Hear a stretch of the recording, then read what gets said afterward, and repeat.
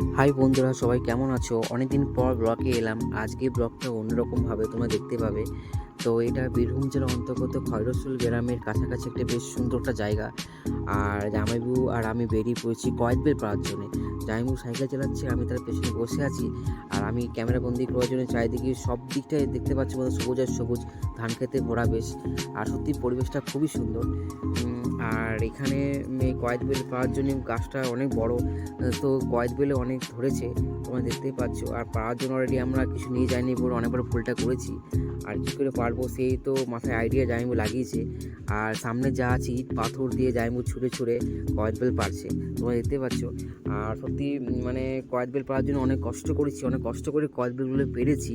আর বেশি পারতে পারিনি বন্ধুরা, তাই 10-15টার মধ্যে পেরেছি।